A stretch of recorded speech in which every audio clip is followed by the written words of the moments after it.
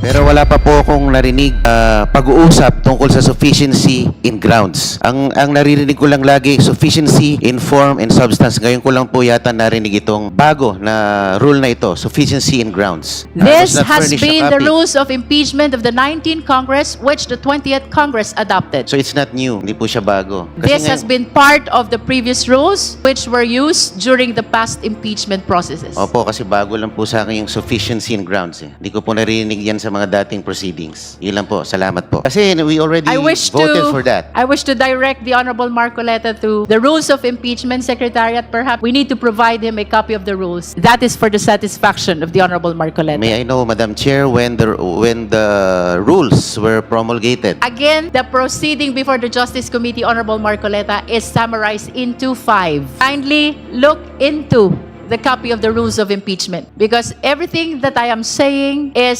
strictly consistent with the provision of the rules. I will go check, Madam Chair. Thank you. Madam Chair, I encourage all members, even non-members, no, na sana po basahin po natin yung rules nang sa ganun po ay maiwasan po natin yung mga tanong na maliwanag naman po sa ating rules. Eto na mga boss, kakapasok lang na balita. Grabe si Vice President Sara Duterte. Nagulat, binasahan na ng impeachment. Inutusan ng prosecutor, pinakita ng ebidensya. Base sa impormasyong kumakalat ngayon sa social media, mismong si Congressman Jinky Luistro nang nagpakita na talagang dapat nang ma-impeach si Vice President VP Sara matapos di umanong ideklara na sufficient in grounds, dapat nang idiretso sa korte ang kaso niya. Pero pinagtatanggol pa si Duterte ng anak ni Marcoleta. Nirekturan tuloy siya ni Congressman Jinky Luistro. Napahiya pa tuloy ang mga DDS, nabisto tuloy na mahina siyang abogado, hindi siya updated sa batas. Kaya eto, sabay-sabay nating panoorin kung paano si VP Sara Duterte, grabe, nagulat, binasahan na ng impeachment,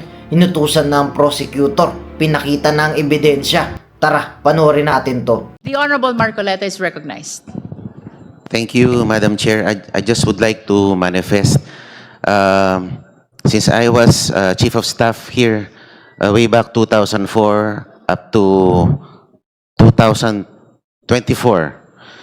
I've witnessed impeachment proceedings against presidents, one ombudsman, one chief justice. Pero wala pa po akong narinig na pag-uusap tungkol sa sufficiency in grounds. Ang naririnig ko lang lagi, sufficiency in form and substance. Ngayon ko lang po yata narinig itong bago na rule na ito, sufficiency in grounds.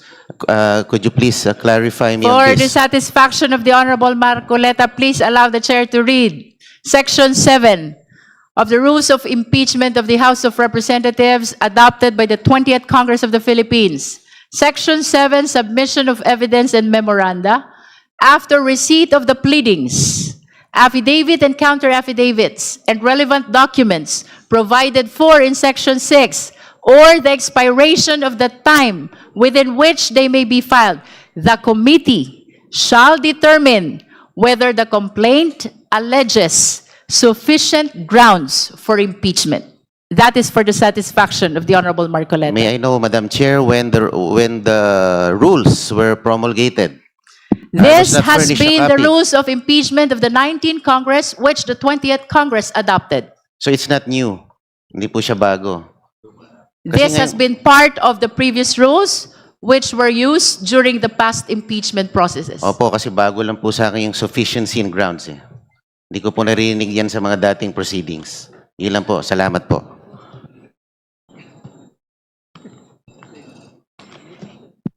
There are no other manifestations on the third impeachment complaint, then we are calling the endorser of the fourth impeachment complaint to manifest their position on the sufficiency in ground.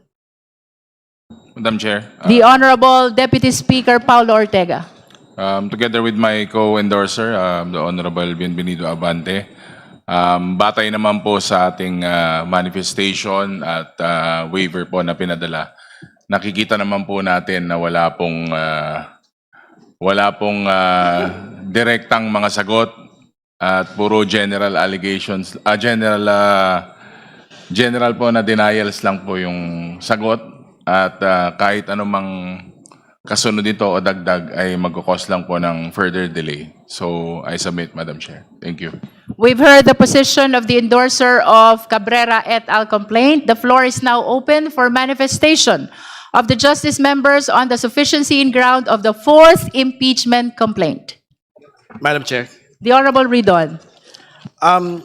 na-deliberate na po previously no, yung ilan po sa mga punto on due process and yung pong kawalan po ng ultimate facts, no, supposedly. Yan po yung posisyon ng answer ad cautelam ng atin pong pangalawang Pangulo. Hindi ko na po yun uulitin dahil clearly no due process violations had been done against the Vice President. This is precisely her opportunity through this answer to undertake all of these due process mechanisms. No? Pero she did not avail of it and had in fact submitted what we deem as a non-answer.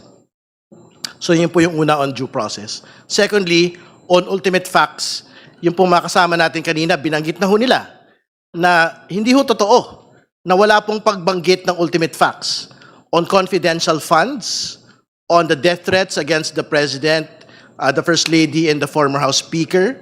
Yung po usapin ng SALN, all of the documentation, all of the evidence had been submitted by the two complaints. At ito po yung mga papatunayan in each and every step of the proceeding. So hindi po ito totoo na wala pong ultimate facts. But as a final point, Madam Chair, gusto kong banggitin yung binabanggit nilang double standard ng komite sa papatupad ng atin pong rules on the President's impeachment and on the Vice President's impeachment. Hindi po totoo na meron pong double standard dito. Kasi wala akong pwedeng paghahambing on how the committee had undertaken both impeachment proceedings. Kasi sa una't una, in the President's impeachment, ano ho ba yung laman nung po mga submissions doon po sa impeachment complaint ng particular po ng mga binasurang complaints? Una, karamihan po doon mga news articles lang po yung binabanggit po nila. Pangalawa, meron po doon binabanggit na ebidensya, unauthenticated video document.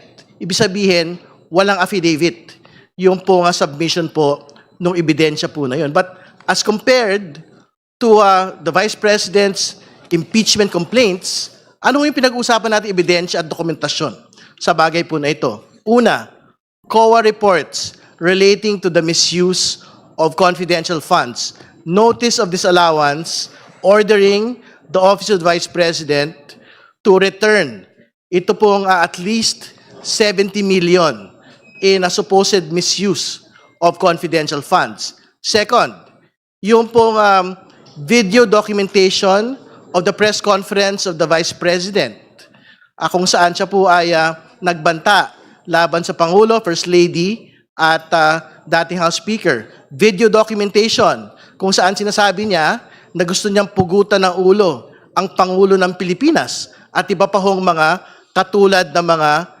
video documentation. Pangatlo, pagbabanggit po ng Statement of Assets, Liabilities, Net Worth ng atin pong pangalawang Pangulo, kung saan pinag-uusapan po yung paglobo ng kanyang yaman from 7 million in 2007 to 88 million in 2024. Ito po yung mga documentation, ebidensya that exists sa impeachment complaint against the Vice President. And lastly, yung Pumadiaga affidavit, which is something that has been signed and will be tested on credibility as soon as we get to hearing proper. So, Madam Chair, wala hong batayan.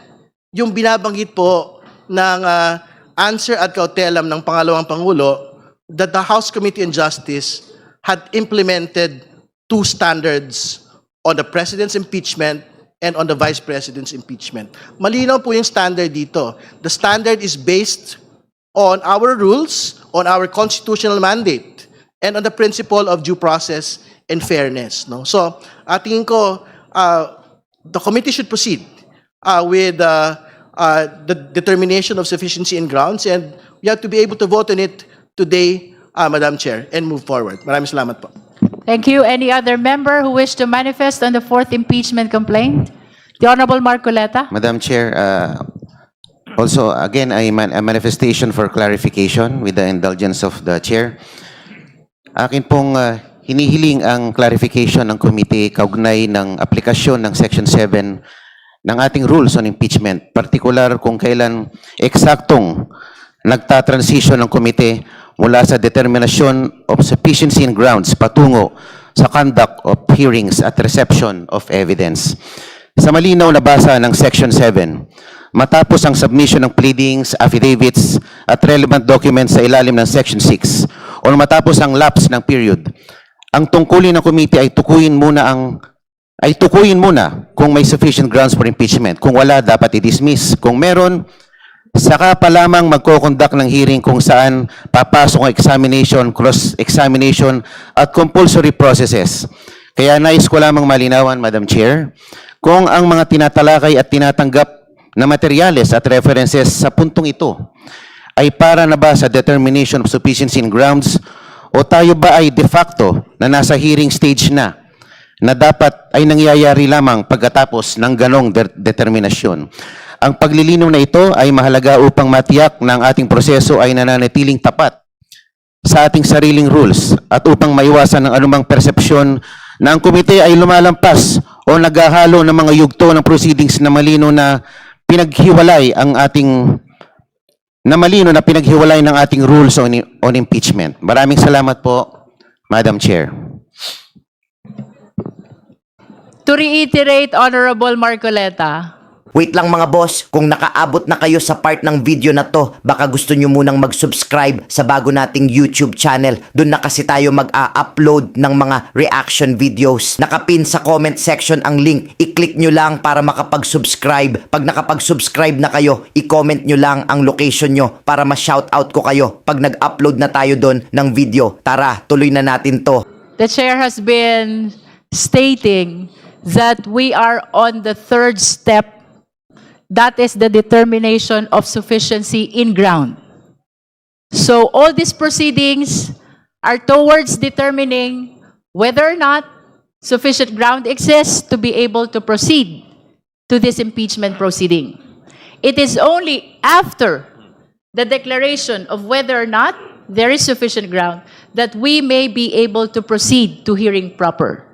During the hearing proper, both the complainant and the respondent will be given opportunity to present their witnesses and their evidence. Madam, di po dapat we should have determined the sufficiency in ground before we voted for sufficiency in form and substance. Kasi we already I wish voted to- for that. I wish to direct the Honorable Marcoleta to the rules of impeachment, Secretariat. Perhaps we need to provide him a copy of the rules. Again, the proceeding before the Justice Committee, Honorable Marcoleta, is summarized into 5. And you can confirm this from the rules of impeachment adopted by the 20th Congress. 1 is form, 2 is substance, 3 is ground, 4th is hearing proper, and 5th is the determination of probable cause. After that, we go to the plenary. Kindly look into the copy of the rules of impeachment, because everything that I am saying is strictly consistent with the provision of the rules.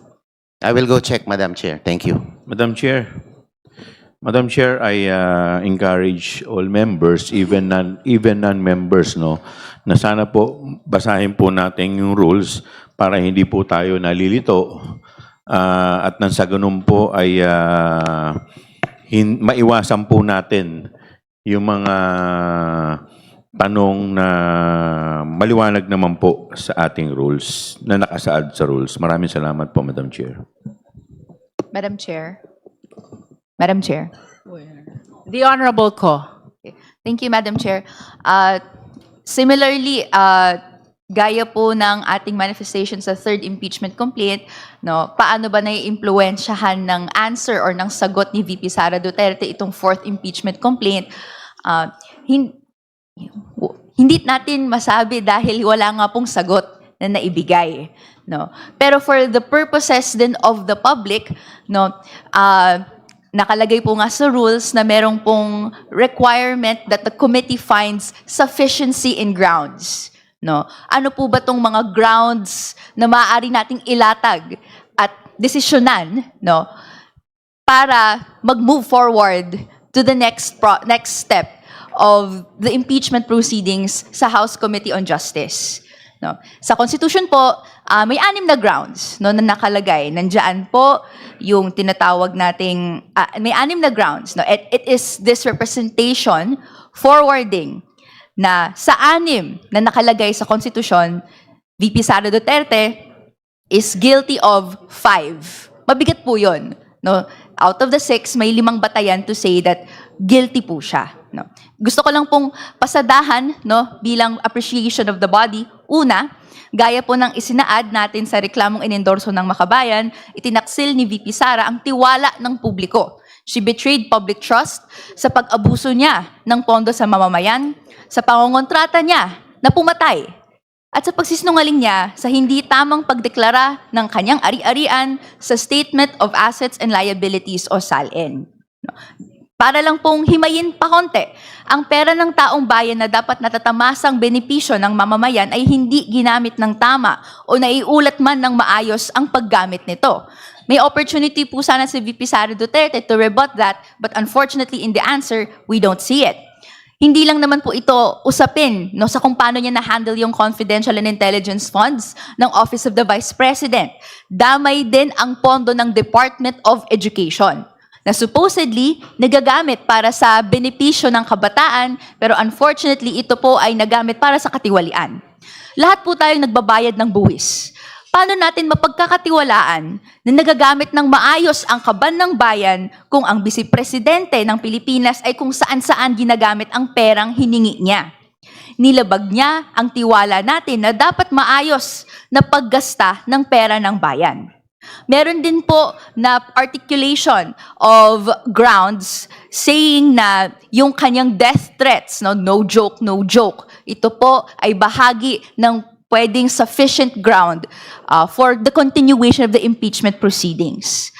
In this representation's opinion, ang kanyang ding pangongontrata ng pagpatay ng sino man, pangulo man iyan o ordinaryong mamamayan, ay paglabag din sa tiwala ng publiko. Tatak Duterte talaga, like father, like daughter. Pagpapatuloy ng culture of impunity, kung saan tahasang maaari na lang pwedeng sabihin at aaktuhan, no, yung gantong klaseng threat to life, no, to Filipino citizens. Ikalawa, ano pa po yung mga ibang mga grounds as provided in the Constitution? Culpable violation of the Constitution. Pagtahasang may paglabag sa Konstitusyon, maaari pong ma-impeach ang isang opisyales. At para sa atin, no, may responsibilidad si VP Sara Duterte, mga public officials, na magsabi ng totoo sa kanyang SALN, no, sa kanyang mga iba't ibang summons sa pagdepensa ng spending, but nonetheless, VP Sara Duterte did not do so. Ikatlo, bribery. Siya po ay nanuhol ng kapwa pampublikong opisyal in facilitating covert delivery or distribution of cash to influence official functions. Ika-4, meron din pong katiwalian at korupsyon, graft or corruption. She caused undue injury to the government by giving unwarranted benefits through irregular disbursements. At meron din pong, lastly, no, other high crimes na ayon sa batas ay mga gawain na krimeng kayang maparusahan sa batas na kung kinasuhan siya ay magiging isang quote-unquote, official unworthy to remain in office. Dapat grabe ang bigat ng naging kasalanan na tinamaan mismo ang maayos na paggana ng gobyerno. At pasok po ang kabuuan ng ginawa ni VP Sara Duterte under this definition. No? Samantala, ang representasyon na ito ay ay critical din, no, sa mga argumento na quote-unquote destabilization or sedition. May arguments na nag-articulate na ang kanyang mga naging salita or ang pagpunta sa peace rally even ay nagko-constitute nito. No, sa bahagi po ng representasyon na ito, nakita natin na ginagamit din to against ordinary citizens, against ordinary Filipinos. And we'd like to advise everyone na mag-caution sa paggamit nito, lalo na't ito ay paraan para mag-express din ng grievances ang mga mamamayan. Nonetheless po, sa paglatag po natin, Madam Chair, ng mga grounds under the Constitution, anong acts napasok doon po sa kanyang grounds, this representation submits that there are sufficient grounds for VP Sara Duterte's impeachment proceedings to continue. Thank you, Madam Chair. Madam Chairman, Thank you, Honorable Ko. may I be recognized? The Honorable Nonoy Defensor. Thank you, Madam Chair.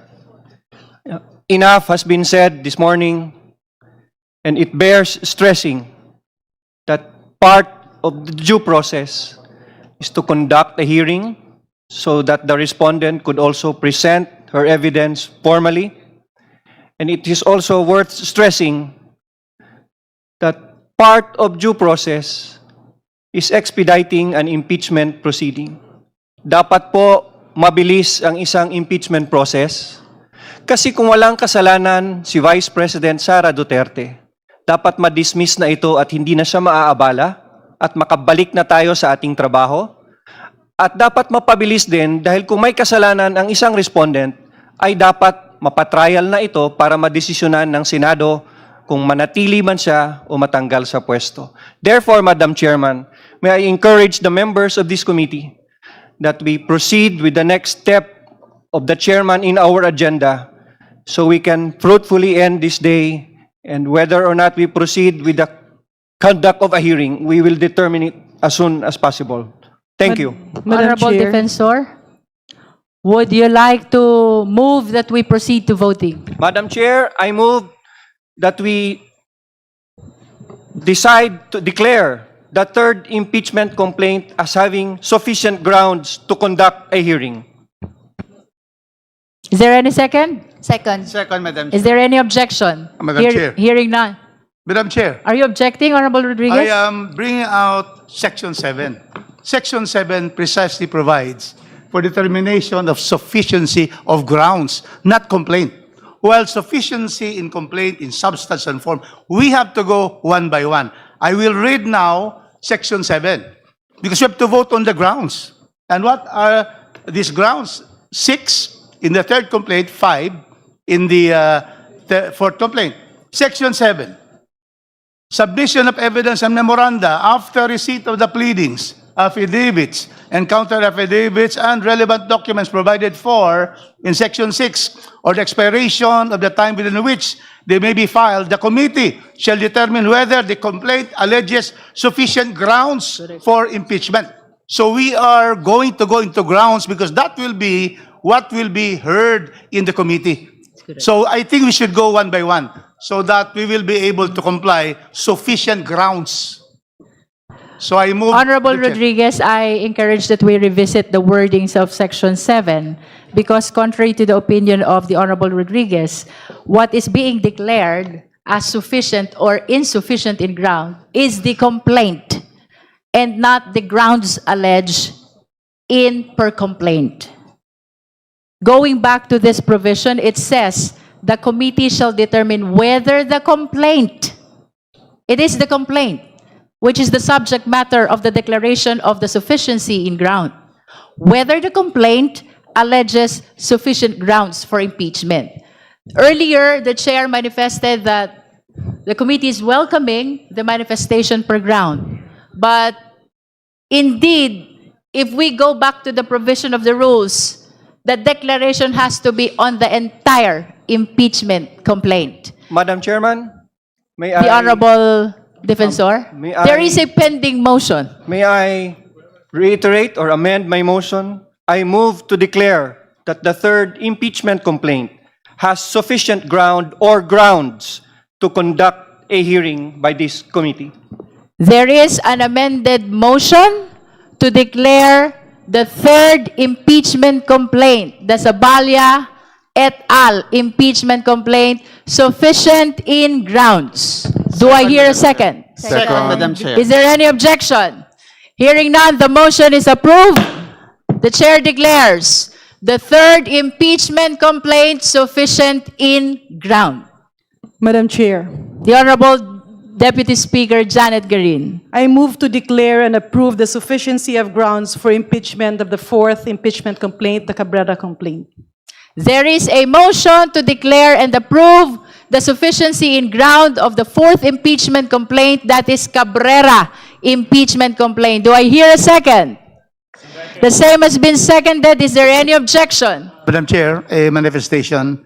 Is this an objection? No, it's not. But we'd Can like we to first manifest- rule on the motion? We just first manifest that when it's true, it says complaint, whether it has sufficient grounds, the adjective sufficient should be the one controlling, that the grounds should be the ones discussed.